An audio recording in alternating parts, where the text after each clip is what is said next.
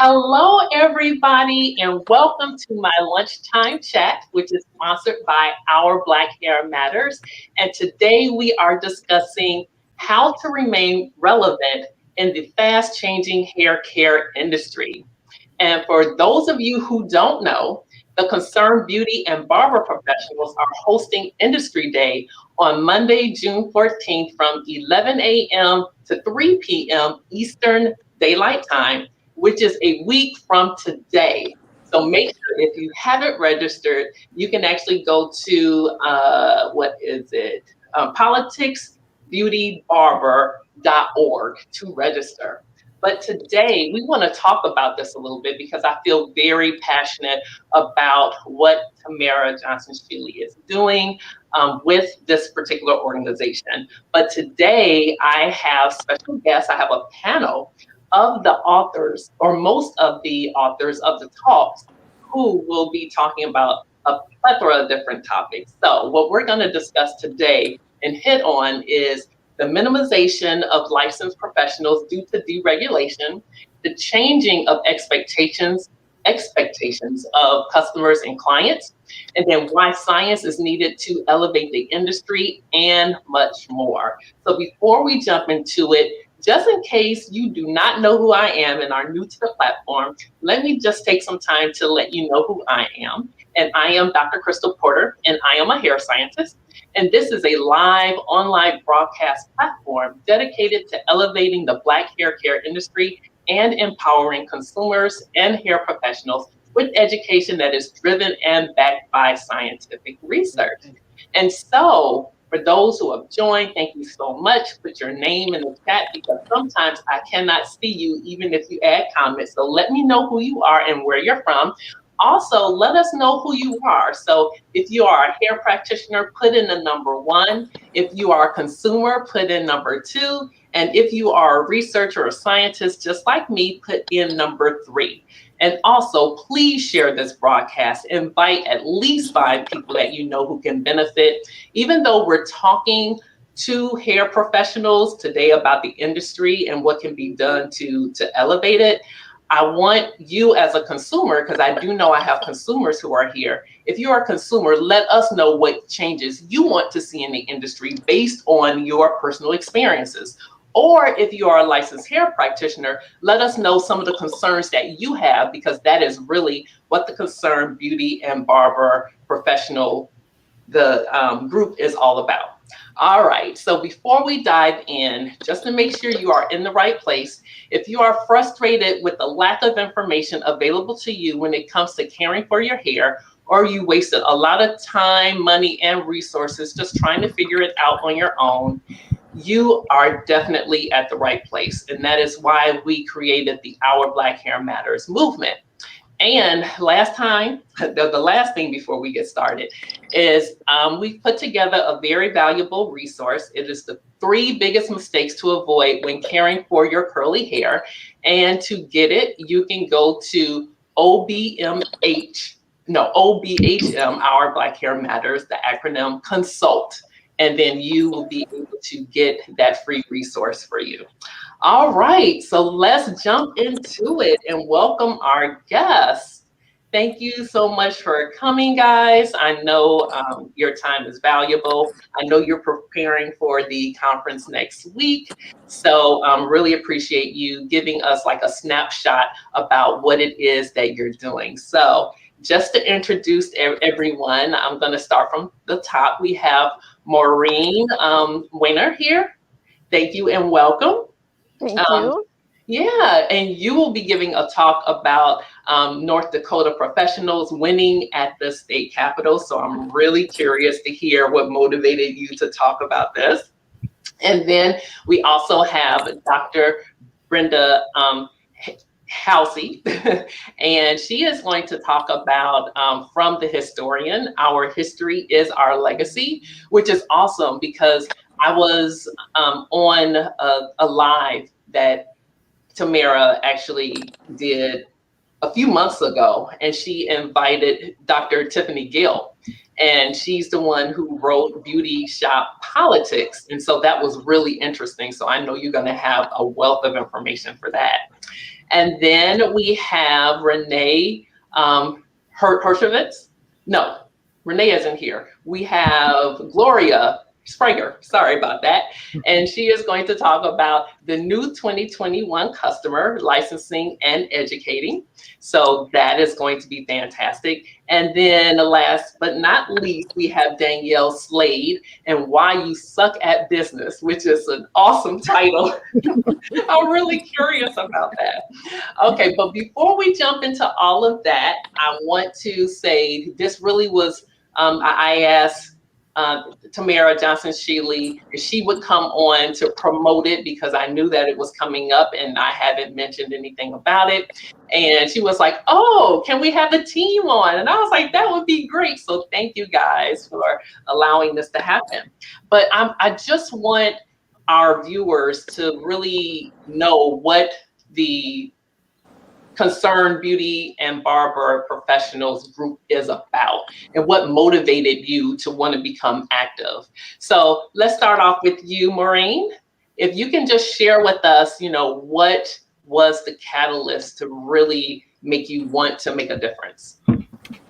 Well, I always like to be involved in the politics, and I love the hair industry, and it's ever changing and revolving. So we always have to keep on top of it.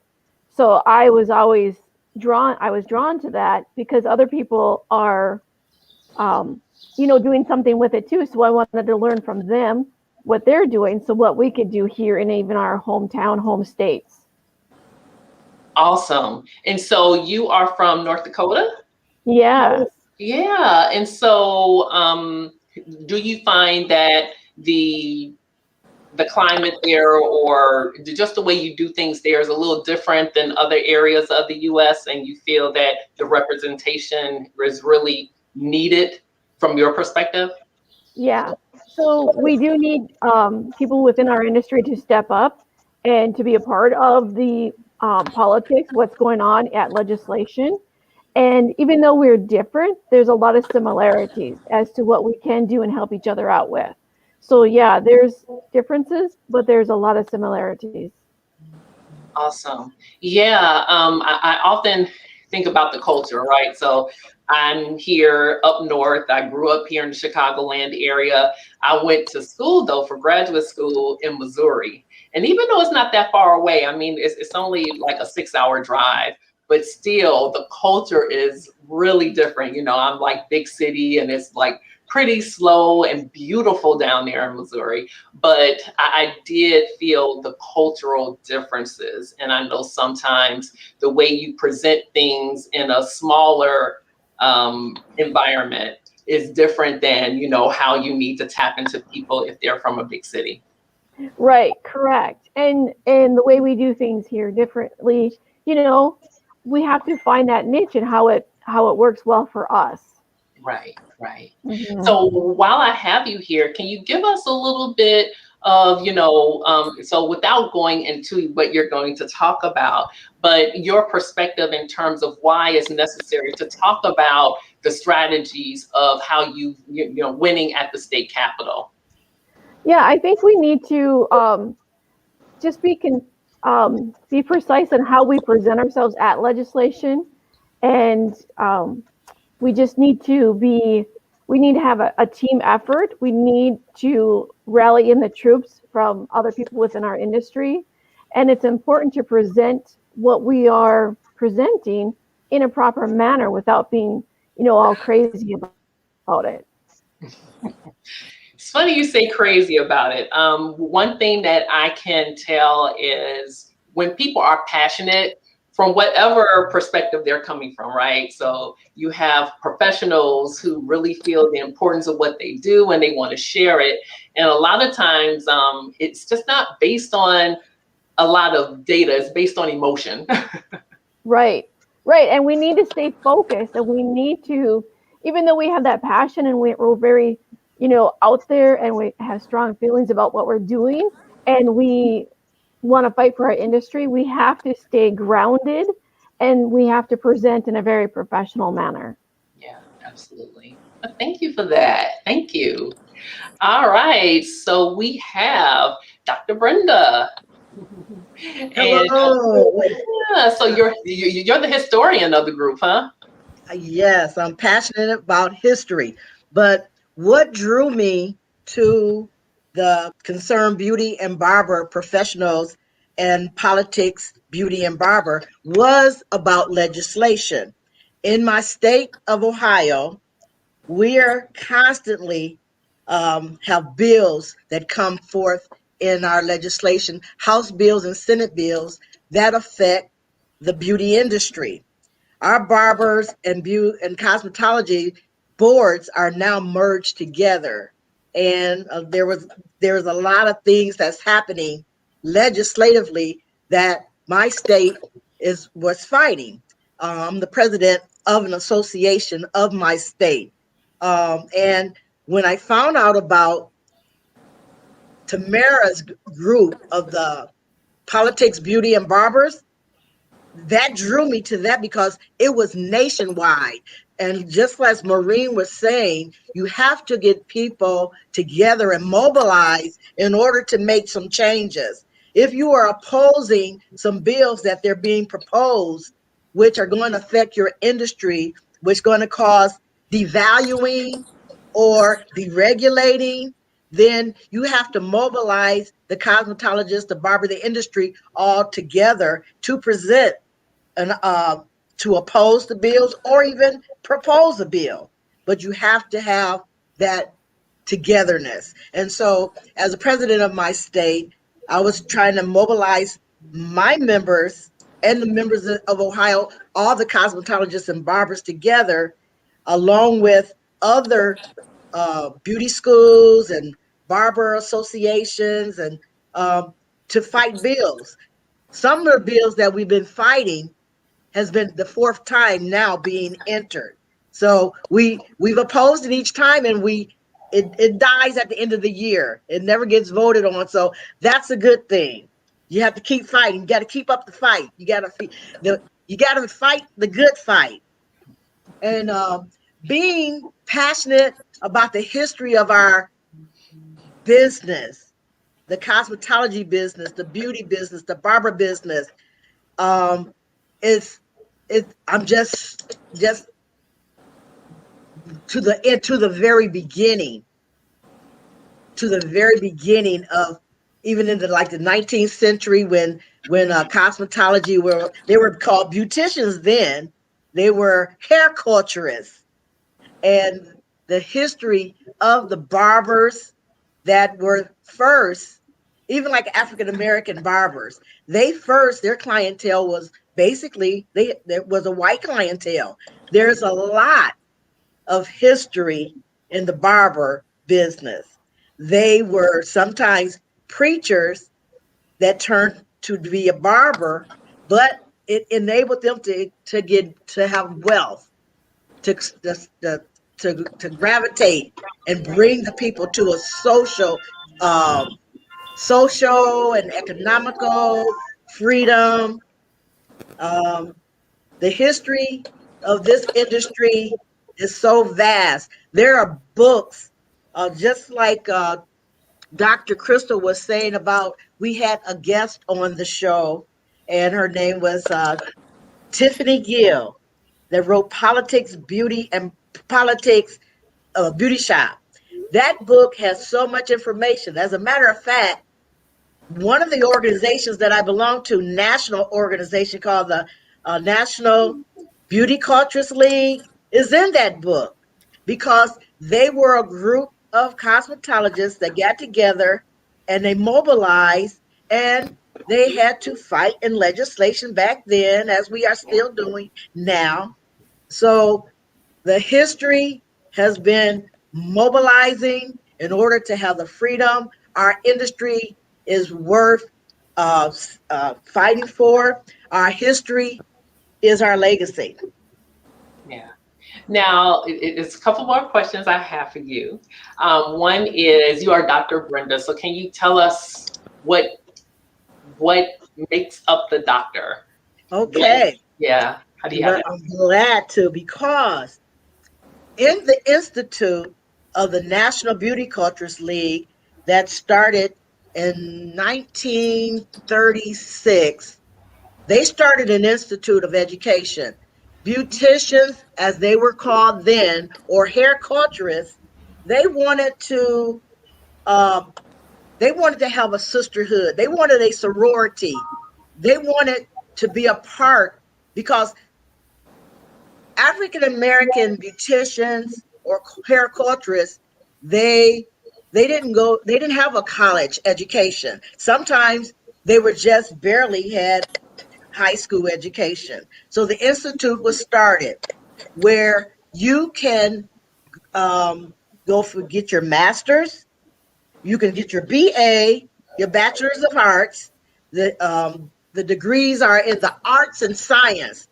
The area of our industry is arts and science.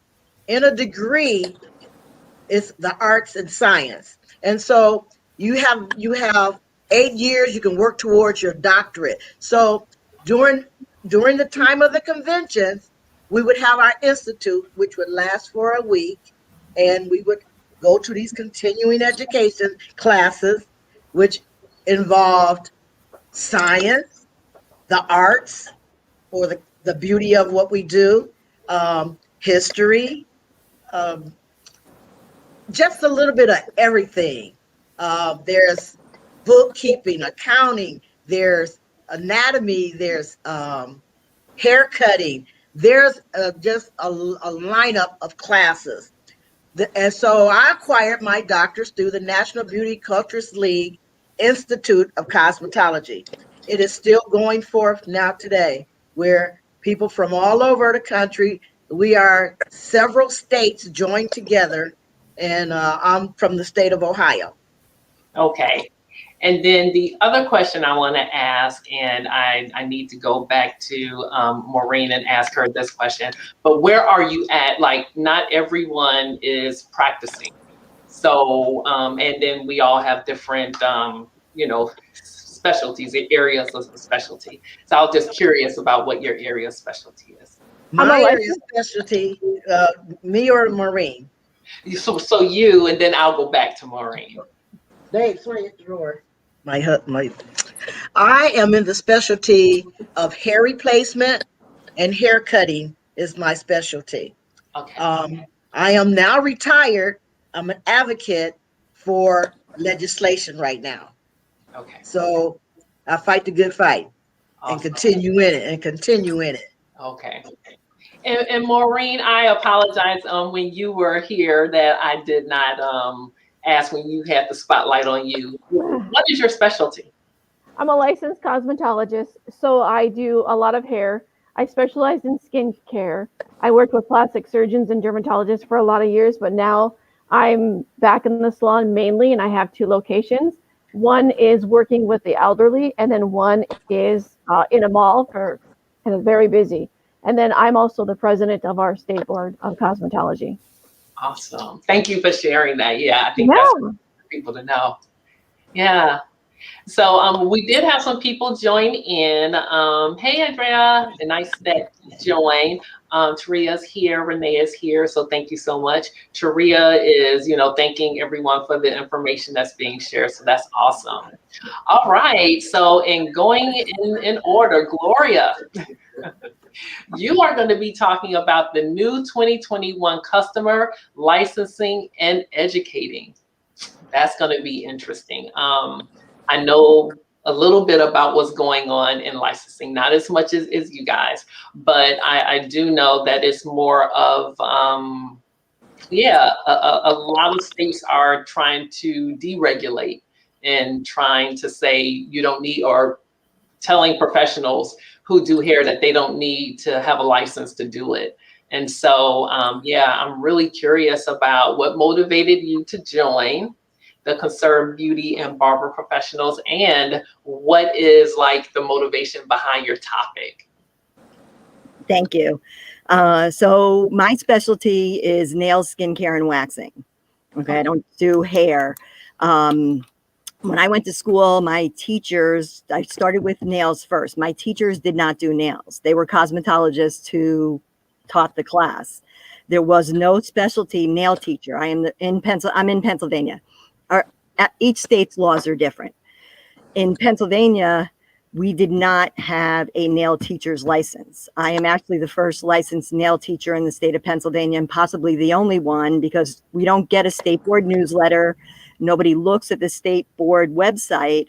Most people, when they get their license, at least the ones that I have found in my area, feel they know everything and don't believe in continuing education. They don't read their trade magazines. They don't take online classes or even hands-on classes.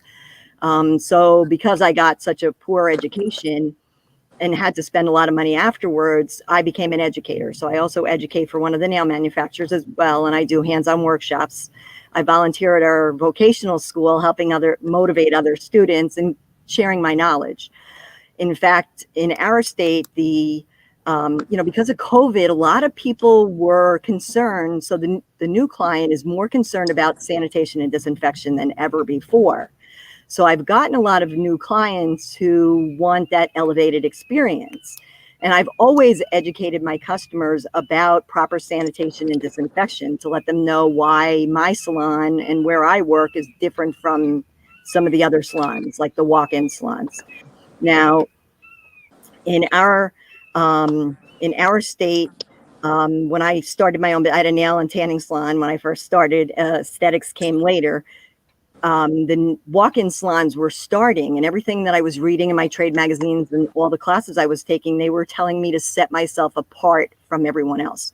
And thankfully, the owner of the school that I did go to really gave us an education in sanitation and disinfection. As I said, there were no laws up until probably 15 years ago on sanitizing pedicure chairs or implements, which is, yeah, I know, it's shocking, isn't it? Yeah.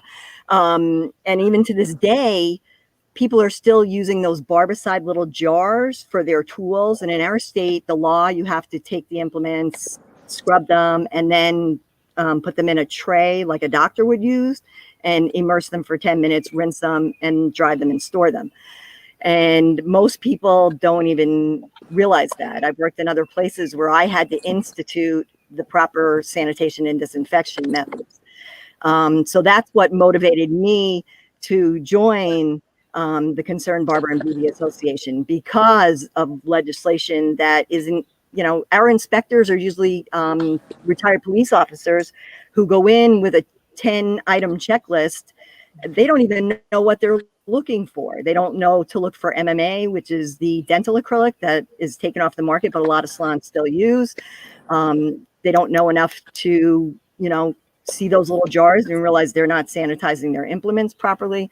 So for me, it's about educating my customers, elevating my services. I own more than 8 sets of implements. So I have a brand new set. I put them in what a doctor would use, the little sleeves. I have a new set for every single customer, so that if I get busy, I don't, and don't have the time to sanitize for 10 minutes between each and every customer, I can just use a new set of implements. So that's basically what I'll be speaking about, is just educating others so they can in turn educate their customer. And in turn, we can, make it to where people are going to check. We have salons that are doing waxing. Nail salons in our state are not allowed to do waxing. They're doing eyebrows, lips. I have a customer who got their degree burns from a salon, and I will be sharing that in my talk next week. Wow. Yeah, sounds like it's really important. And thank you for seeing what the problem was, actually deciding that you were going to be a part of the solution, because I think that if we just do things ourselves and say, oh, I'm just going to promote what I do so I can get more business, it doesn't help the industry overall. So kudos to you for being able to see that there was a problem and stepping up to educate and help others. That is awesome. Yeah, awesome. All right. So, Miss Danielle. Hello. So let us know, so where you're from and your motivation to be a part of not only the Concerned Beauty and Barber Professionals, but also what motivated you to have the title Why You Suck at Business. Okay. Awesome. Well, I'm representing Pennsylvania as well. So, I'm in the 412 area code. But what made me really notice that there was, something going on behind the scenes, I would say back in 2013, when I had my own experience. I was just graduating with my educator's license, and I wanted to apply for state board so that I could become what they called a proctor, to go in and help administer the practical exams for the upcoming graduates. And during that, let me backtrack a little bit.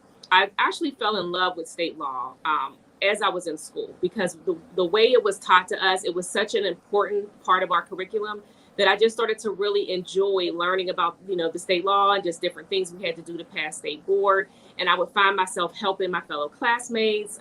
So it was just something that I said, you know what, I think I may want to really pursue this further. So go ahead to 2013, and I was 2 weeks away from actually being hired with state board to begin in the area that I reside in. And that's when I was then called and I told that, well, they're going to take away the practical exams in the state of Pennsylvania. So, there's no more opportunities in that area. And I was really devastated, because I knew that at that time they had just made a new requirement that you had to obtain your educator's license.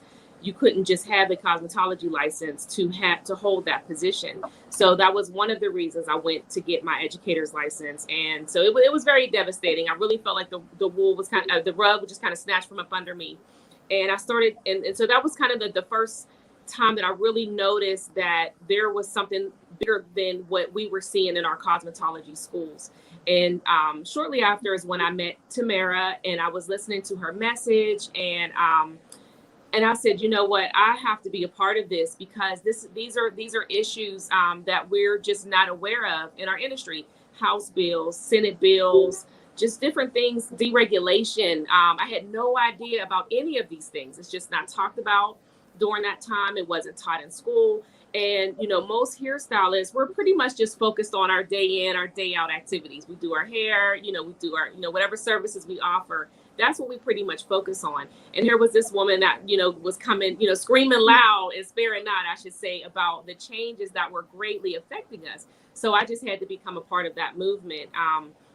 And I just feel like, when you know better, you have to do better. And as Gloria has said, our state is heavily regulated, but there's a lot of people that kind of slide through those cracks. And there's a lot of people that don't really see the need or the necessity to have continuing education, to really understand how deregulation affects us greatly, not just, as an industry, but just as individuals, overall. So I really wanted to just be a part of this movement and just really be a voice for those that don't understand, just really get out here, get the message out, just really understand and provide connections from state to state, because every state is different. The rules and regulations change from state to state.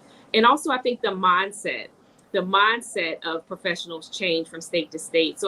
So my hope and my goal is to get us on one accord. And so that way we can really just kind of see how it will affect us, even now, and even our professionals that are coming behind us. A lot of times we just kind of focus on what's happening now. We don't really think about the future of our industry. So that's one of the main reasons I jumped on board. And the reason I chose my topic is because during COVID, my business was greatly affected, just like, everyone else in our industry. And what I learned during that time was because I had been a solopreneur for quite some time, meaning that I had a small business. I owned my own salon, but I was the only employee for a few years. And during that time, I had to really just really learn and understand business and really see that I sucked. It's more than just doing great hair or being an awesome barber or whatever, your talent, your skill lies. Is so much more than that. And I think that a lot of times we don't really understand how to really run a true business.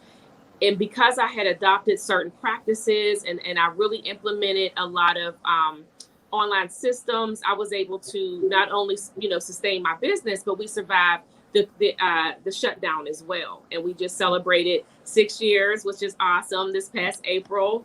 Right. I'm so excited. Awesome. I'm so excited. Congratulations. And so I just wanted to take, so like I said, during that time, I was, I'm in a lot of groups on Facebook, talking to a lot of different professionals. And I started to see a pattern of professionals who just were really struggling, who just did not really understand just simple business practices that would really help to sustain their businesses and even, offer longevity to their businesses as well. So I'm just here to bridge the gap. And I wanted to take the things that I've learned, my failures, so that way that could help someone else.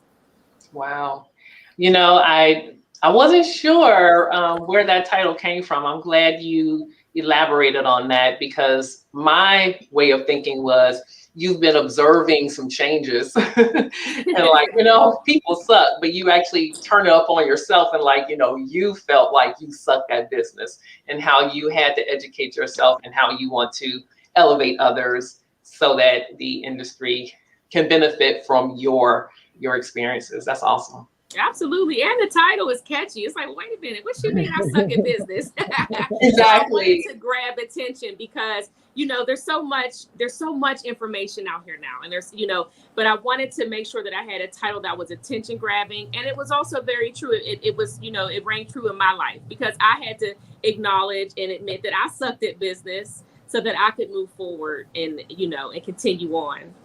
That's awesome. Well, thank you for that. And so Taria has made a lot of comments. She is really being enlightened by what you guys are sharing, and she hasn't even heard the nuts and bolts of what you'll be sharing at the actual conference. So we actually have Tamara here. She was able to join. She was running a little late, so thank you. You are the one who put it all together.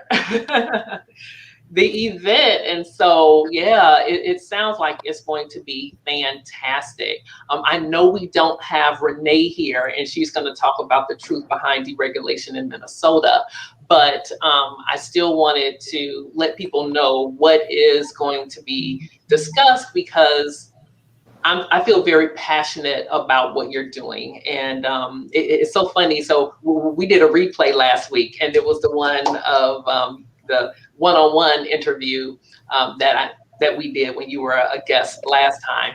And it receives a lot of high marks. A lot of people have a lot of great things to say. And, they're really concerned, but the people who are speaking aren't necessarily a part of the Concerned Beauty and Barber professional group. So I want you to give us information about what motivated you to do this, how many years you've been doing it, and what is in your heart in terms of what you think people need to know and why they need to be aware of what you're doing. Mm-hmm. First of all, I just want to applaud those who are member advocates, and Miss Danielle and Miss Dr. Brenda and Gloria and Maureen. I don't do any of this by myself. Like, I just want people they see me, but this is not an organization that I am doing the work. The work is being done by those professionals who are actually paying attention to what's happening, staying abreast to what's happening in their respective states. This is not something I can do on my own. So I take no credit for any, the greatness of what I believe this organization is. It is great because those who are a part of it really do love this industry to the extent that, they're like, I'll keep an eye on my state. And when things happen here that I need to, we need to mobilize and organize, I will be the one to help push the initiative. So I don't do any of this. So I just want to say thank you to those who are here. We have many other member advocates around the country. I just want to say thank you because, I believe that, and I say this respectfully, but I believe, these are the best and the brightest in the industry, because we do a lot of things great. We get behind the chair and we make people look good, or we're behind the table and we make people beautiful. But without those who are, holding this industry together, keeping an eye on policy, we won't even have an industry. And we're fighting nationwide to hold on to a licensure that equates to our professionalism, a licensure that gives us validity. a licensure that, is the root of this industry. Our foundational training is in health and safety and sanitation and infection control.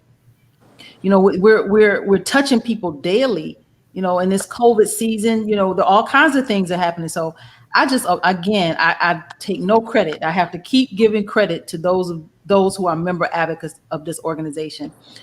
Industry Day I'm excited about it. I'm excited. These professionals, they come to the table with so much insight and so much knowledge. And I always tell them that, I push you guys to the forefront because you are the leaders. You are the leaders in this industry, and you need to be, we have these YouTubers and these celebrity this and celebrity that in our industry, and the world sees them thinking they are our leaders. No, these are the leaders. These are the best and the brightest right here who are part of this organization and those who will be on this panel. So Dr. Krista, I thank you, for bringing, science, because between the political piece, and you and I have had this conversation, between politics and science, there's the industry right there. Well, I want to thank you for even having the foresight to invite me to be the keynote speaker, because I really do feel strongly about, the title of Why Science Will Save the Licensed Professional. Mm-hmm. You and I have had numerous conversations, and it really is something to move forward into the 21st century.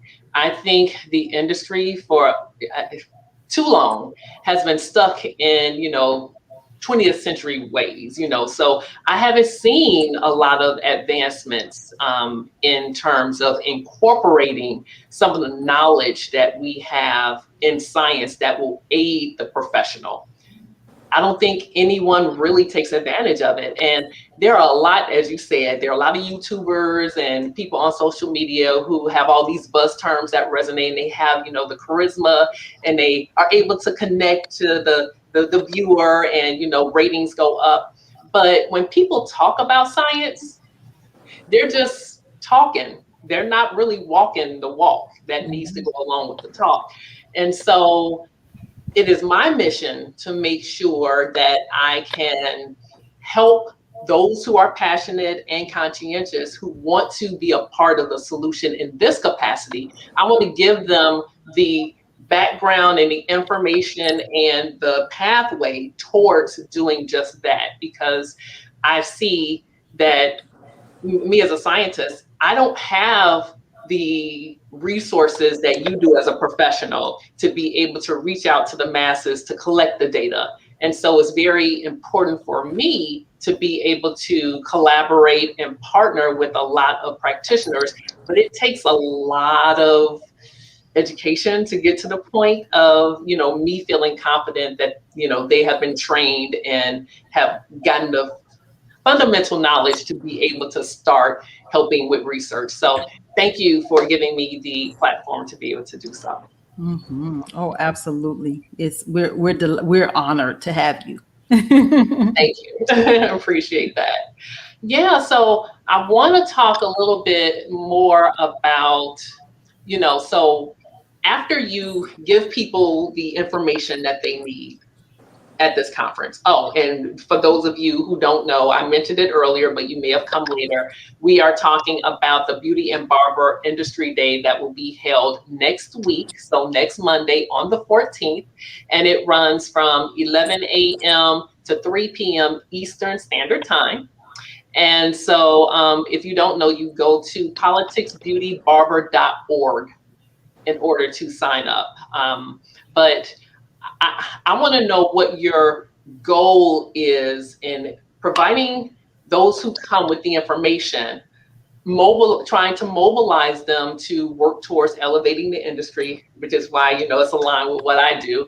And, what can they expect will be different in their life after they attend Industry Day or in their profession?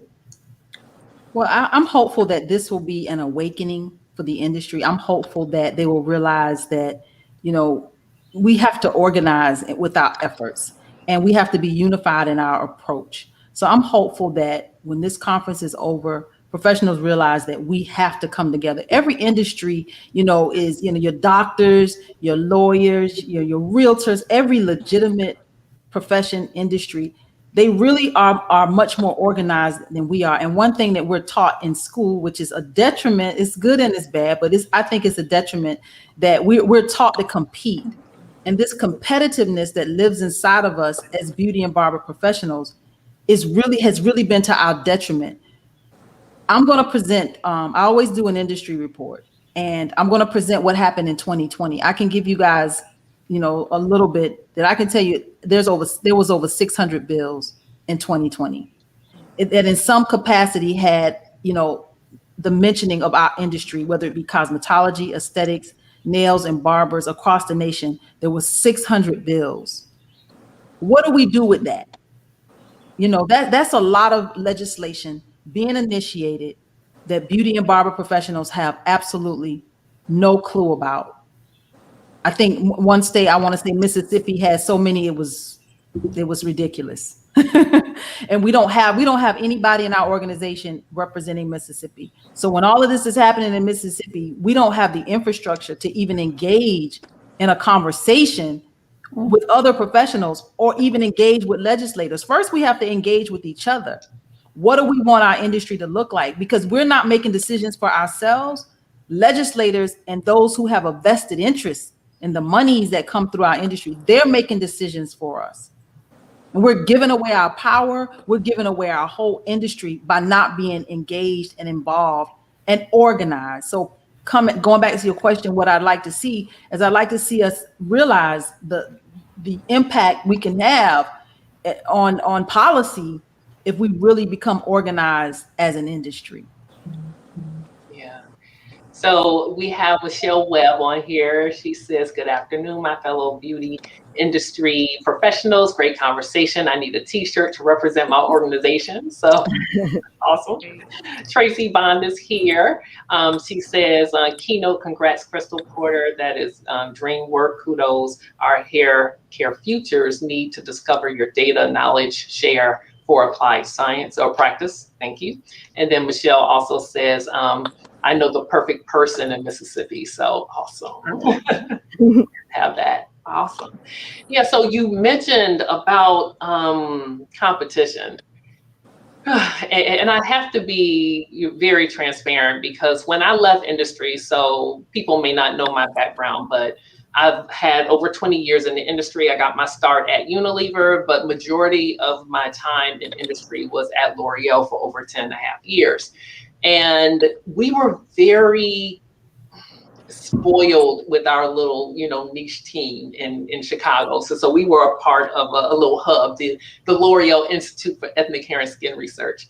And so we were so small, we couldn't compete with one another. We had to have each other's back. And as a result, we were able to do things that, a lot of people in the industry was not able to do. So even though we had our own individual goals, we made sure that if someone didn't complete their goal, even if it wasn't our project, we would stay late. We would help whomever needed to, have help, because in the end, everyone benefited, right?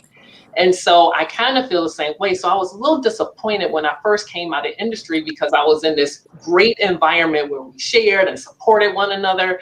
And I'm very big picture. So I've been knowing what needed to be done for a while, but I did not know how to go about doing it. So I've been, like with blinders on, feeling my way in the dark, just trying to figure it out. But now I understand how important it is to really connect with people who have the vision and, very similar to me.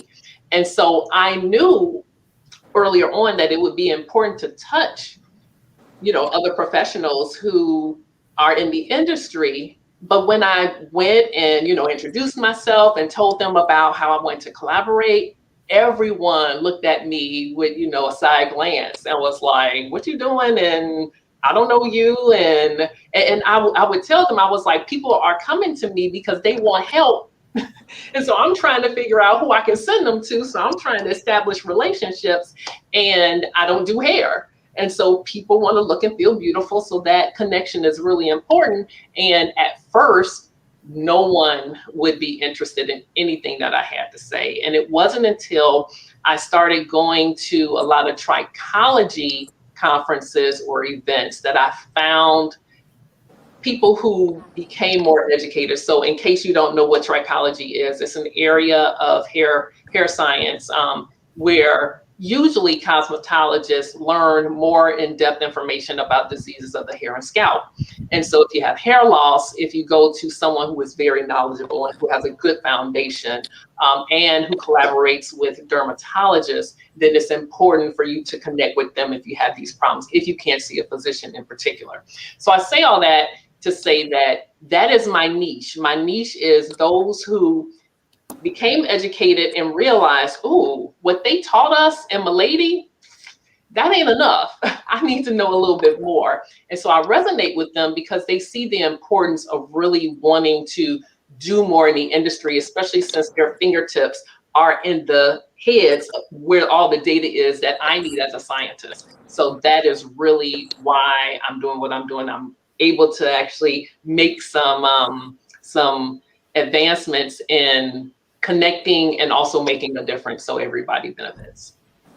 Yeah, you talk about how when you went in and you tried to have this conversation with our industry, we're artists, we just want to do our thing. We want to make people look good and feel good. So, a conversation that takes our thinking beyond that, it takes a minute for it to register with us. And I can tell you, when I walked in and I started talking about politics and bills and laws, they were looking at me the exact same way, Dr. Crystal. So it wasn't personal. It's just that that's not how our industry, that's not how we think.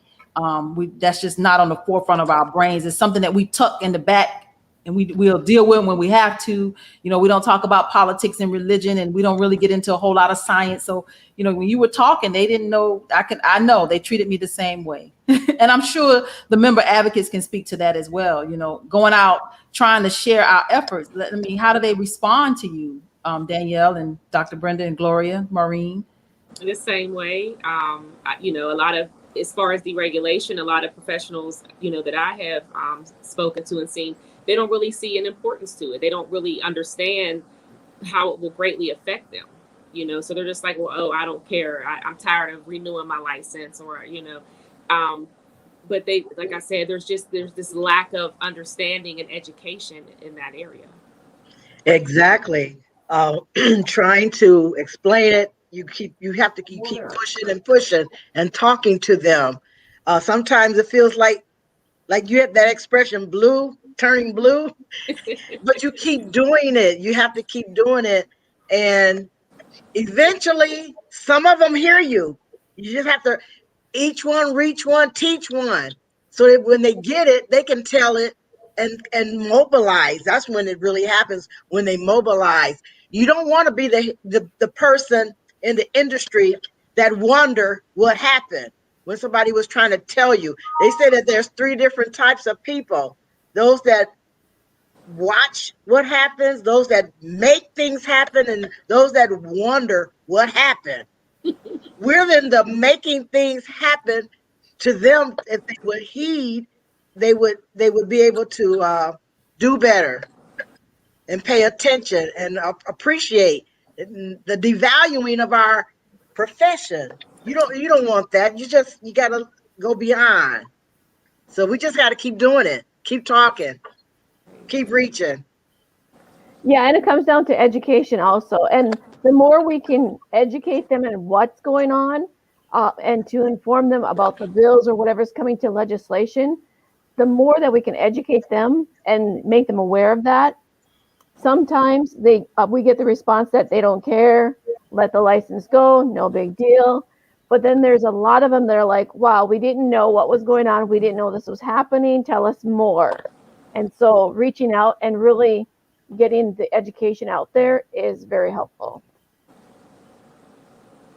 Absolutely. And so you raised a good point, because I don't think a lot of people know.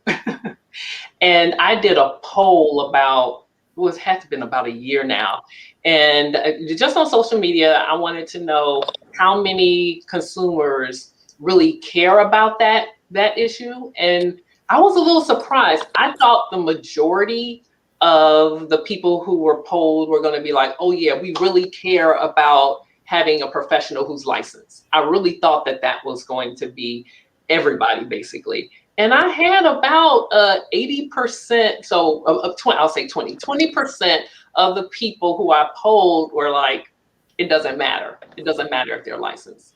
And it's interesting because I really had to think about this because Tamara and I had a conversation about, you know, there are some people in the industry who want deregulation. They don't want licensing to be a requirement. And I understand from the standpoint of, okay, yes, you're, you know, mamas have been doing their daughter's hair forever. And so how could you, you know, have a licensing requirement just because people know how to style hair? I get that. But doing, you know, hair at home is totally different than doing it in a professional setting where you have, you know, people going in and out, you have that revolving door. I mean, there are things I feel that are important. So I'm in the 80% where I think it's extremely important. But what's interesting is as I started thinking about it, because as I said, Tamara and I had a conversation, I was like, from a business perspective, it's actually in my benefit because if I am trying to have standards for those in the industry who are doing something different and they have a viewpoint and different education that's very specific for the needs of people in the 21st century, that actually is something that's important to 80%. And so if I have something specialized, it's actually in my benefit that is deregulated in the sense because people will flock to people who have more education. So I don't feel that way though. I am for, you know, what's in the interest of the people as a whole. But it's unbelievable how, you know, I think some people in the profession realize or don't realize how some of the clients and potential customers are turned off and really don't think that it matters. So I think that's something that needs to be worked on as well. Is there any thought to that? Oh, I agree. I feel like we absolutely have to. Oh, sorry. Nope, I'm sorry, Miss Gloria, go ahead. I feel we have to educate our customers. I had an instance where a woman went to a hair braider who evidently didn't have a license and wasn't educated. And she was going on a trip and it was very expensive. And she said she landed up taking them out because they were so tight. It hurt her head, which can also cause permanent damage to your hair. You know, you can lose hair this way. So people who aren't educated don't learn those things. We just, you know, I feel that's why I'm so passionate about it. I educate every single one of my customers who sits down in my chair, whether it be on hair, nails, skin, whatever, waxing, whatever, you know, just letting them know what's being done so that this does not change. So I just want to acknowledge a Facebook user, so your name isn't available, unfortunately. But they mentioned earlier that this is awesome goal to have a say in our industry, but she also says what's on the screen is scary and intimidates hairstylists about what they really know about their profession. And this profession is bigger than what stylists understand. So, yeah. And so the person also mentioned that you're probably talking about traction alopecia in terms of the damage from having the hairstyle so tight. So yeah. Wow. Anybody else? I'm encouraged though. You know, I know we can talk about the bad, but there's some good in us. There's the, you know, I call our member advocates, I call us needles in a haystack, because I know that we're there. We just have to keep, you know, keep reaching for us. But our goal as an organization, Dr. Crystal, it's just always been to have, before this year was 8 in every state, 2 cosmetologists, 2 estheticians, 2 nail techs, 2 barbers. But we've incorporated massage now into our organization. So it's 10 in every state. And that's truly a small ask, just 10 people that we can rely on, that we can give information, that we can stay abreast with, we can work with, just 10 people state to state, you know, in our industry that can help us organize, mobilize, and galvanize when needed. You know, this is how we win. And this political, the politics, you know, this is about the monies. The root of it is the money that this industry is making. That's why deregulation is being initiated. That's why deregulation is being pushed, because they realize the money is concentrated amongst those of us who are licensed. That's concentrated wealth. Wealth, everybody. That's our money. That's our wealth. That's our value. And they want that. So by snatching that license away from us, they now can get a piece of the pie, without the formal training, without the education, it's all about money, everybody. And I can't even fathom that. Who would want to be served by someone who doesn't have training? I mean, I don't understand that. It's too much that can go wrong. We also need to educate our clients, because they can then send letters to their senator, all their representatives, letting them know that they do not feel this is appropriate. Mm-hmm. They can also be advocates for us as well. Yeah. Yeah. And that's why it's imperative to have, like I said, 10 member advocates in every state, so we can get the clients. We can get the clients to get their families and their friends. They trust us. We are a trusted resource. We are the pillars of our community. Hairstylists are therapists, nail techs. We're therapists, skin professionals. We're therapists. These people tell us we know stuff we shouldn't know. we take it to our graves, because most of the time you can't remember all that stuff anyway. So you take it to your grave. Wow. Yeah. Well, I want to thank all of you. I want to say what Taria said. She said these conversations are always so enlightening. Thinking about how innovation plays into regulation and licensing. But yeah, it is very important. And so I really want to thank all of you for joining me. And I'll let you say it, Tamara, since you're on here. Where can people register for the upcoming Industry Day? How about I pass the ball to somebody else? Miss Dr. Brenda. Oh, you're muted. Okay. The concernbeautyandbarber.org. Awesome. To register yes. on the next Monday, Industry Day. Danielle, you want to chime in behind her and bring it on home? Oh, absolutely. I just want to thank you, Dr. Crystal, for just giving us this opportunity to talk and share, and also just be amongst other professionals. This was just an awesome opportunity. And just want to thank everyone who's been joining us, who's commented and just showed some support. Please join us next Monday for Industry Day. It's our first virtual event. We're super excited. It's our 8th annual, but our first virtual event. So please join us. We have a lot of great things in store, a full panel of guest speakers and some other great things. So please join us. And Maureen and Gloria, shout out your states. Shout them out. North Dakota. North Dakota in the house. Gloria, where are you? Pennsylvania, northeastern Pennsylvania. Yay. And I'm right here in Georgia. Dr. Brenda, where are you? Ohio. Ohio in the house. Dr. Crystal, where are you? I am in Illinois, in the greater Chicagoland area. Yeah. All right, ladies, thank you so much. Really, really interesting conversation and way more to be shared 1 week from today at the Industry Day. And so for those of you who have joined us, thank you so much. Really appreciate it. As you know, our Black hair matters. And as always, take care and love your hair. Bye-bye. Bye, everybody. Have a great day.